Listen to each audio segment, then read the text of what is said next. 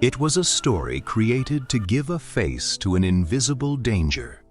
The fictional patients, real people whose suffering was dismissed, hidden, or misunderstood. The Radium girls were real.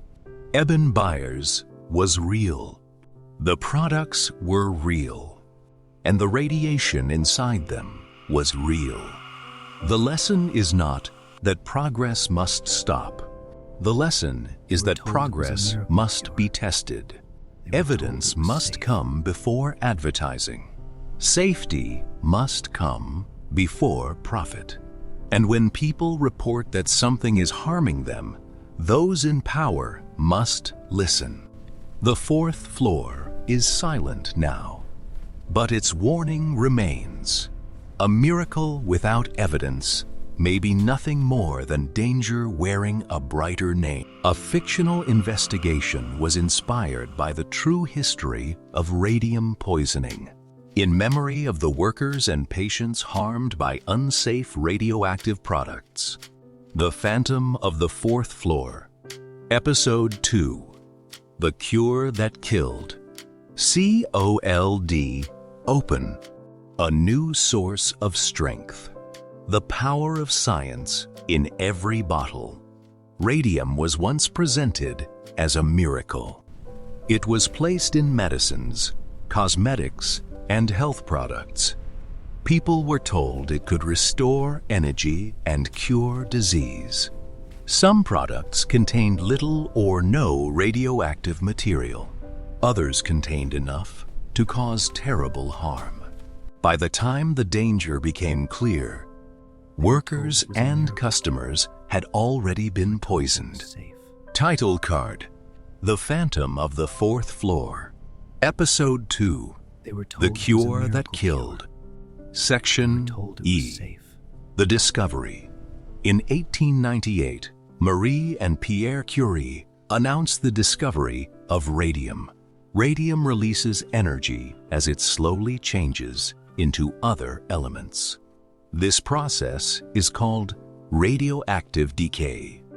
At the time, scientists did not fully understand what long-term radiation exposure could do to the human body. Radium also had genuine medical value.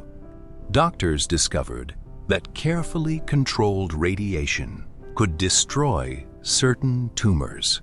This helped create early forms of radiation therapy. But the excitement quickly moved beyond careful medical treatment. Businesses began using the word radium to sell almost anything. There were radioactive tonics, beauty creams, heating pads, and other products that promised strength and youth. The public saw radium as bottled energy. Section 2. What radium does inside the body. The greatest danger occurs when radium enters the body through contaminated food, water, or dust.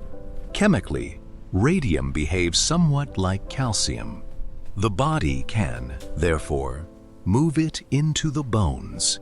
Once radium is deposited there, it may remain for years. The radiation can damage the bone and the nearby bone marrow.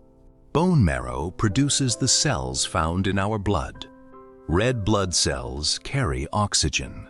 White blood cells fight infection. Platelets help stop bleeding. When the marrow is seriously damaged, a person may become pale and exhausted. They may bruise or bleed easily.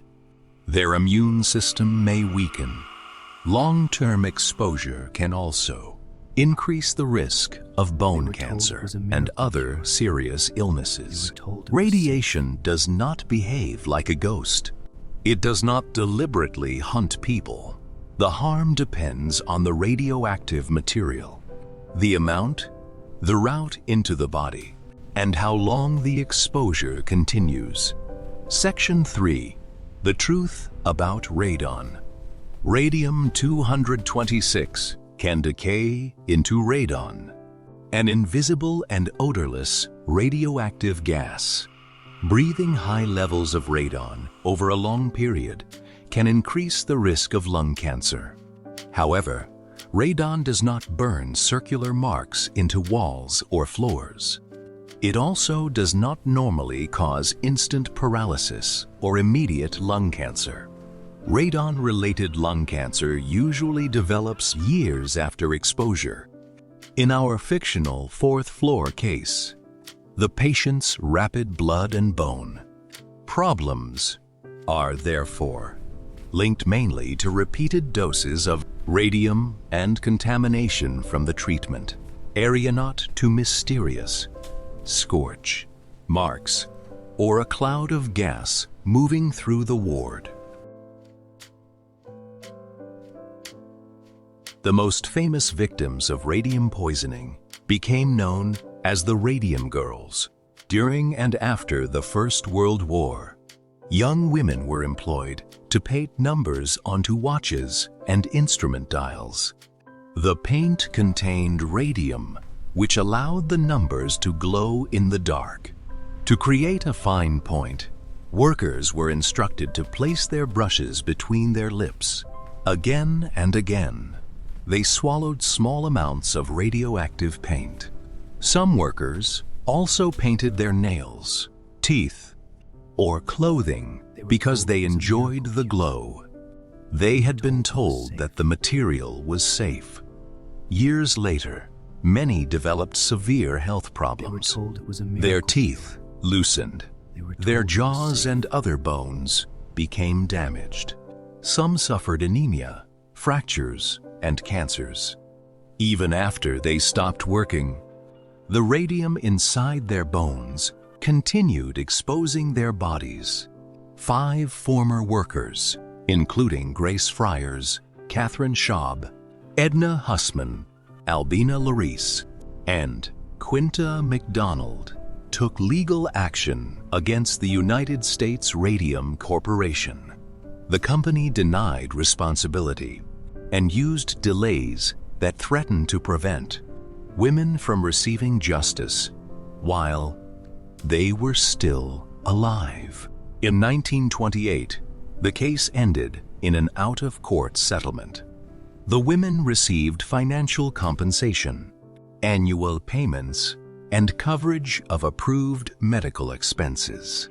Their case helped show that an industrial poison could continue damaging a worker long after the original exposure. Their suffering also contributed to the development of better radiation measurements and stronger workplace safety practices. Section Wool, Eben Byers. Workers were not the only victims. Eben Byers was a wealthy American industrialist and former golf champion. After injuring his arm, he began drinking a product called Radithor. Radithor was sold as a health tonic and genuinely contained radium. Byers reportedly drank large amounts over several years. At first, he believed it made him feel stronger. Later, he developed serious damage to his bones and jaw. He died in 1932 from radium poisoning. His highly publicized death helped end much of the public enthusiasm for radioactive health tonics. Section 6. Who was responsible? Responsibility was not shared equally. Some early doctors used radiation before all its dangers were understood, but warning signs appeared relatively soon after radium's discovery. Companies continued selling products, even as evidence of serious harm increased. Some employers protected scientists and managers while allowing workers to handle radioactive paint with their bare hands. Patients and workers often lacked the information needed to make a safe choice.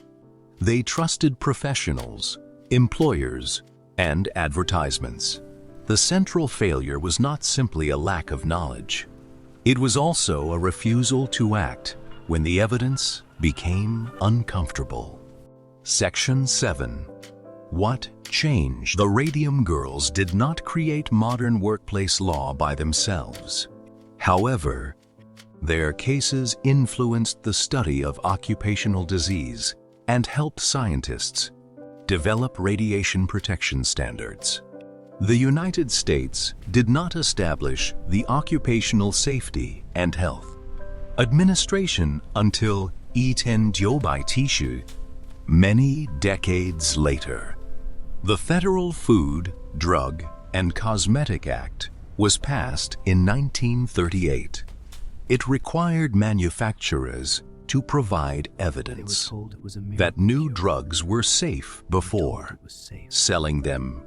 The immediate event that pushed the law through Congress was the 1937 elixir sulfanilamide disaster, which killed more than 100 people.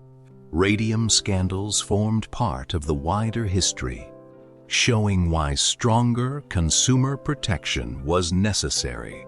But they were not the sole cause of the 1938 law. Modern rules concerning informed consent were also developed through many later court cases, medical scandals, and ethical reforms. History rarely changes because of one event. It changes when evidence becomes too powerful to ignore. Section 8. The lesson. The story of radium is not an argument against science. Science eventually revealed the danger. The failure came when excitement moved faster than evidence, and when profit became more important than safety.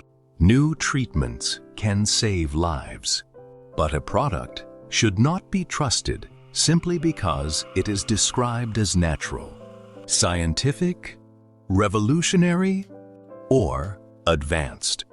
We should ask, has it been properly tested? What are the known risks? Who benefits from selling it? Are negative results being hidden? And who will be held responsible if something goes wrong? Conclusion. The phantom of the fourth floor was never a real ghost. It was a story created to give a face to an invisible danger. The fictional patients in our investigation represent real people whose suffering was dismissed, hidden, or misunderstood. The Radium girls were real. Eben Byers was real. The products were real. And the radiation inside them was real. The lesson is not that progress must stop. The lesson is that progress must be tested. Evidence must come before advertising. Safety must come before profit. And when people report that something is harming them, those in power must listen. The fourth floor is silent now, but its warning remains. A miracle without evidence may be nothing more than danger wearing a brighter name. End card. The Phantom of the Fourth Floor. A fictional investigation was inspired by the true history of radium poisoning. In memory of the workers and patients harmed by unsafe radioactive products.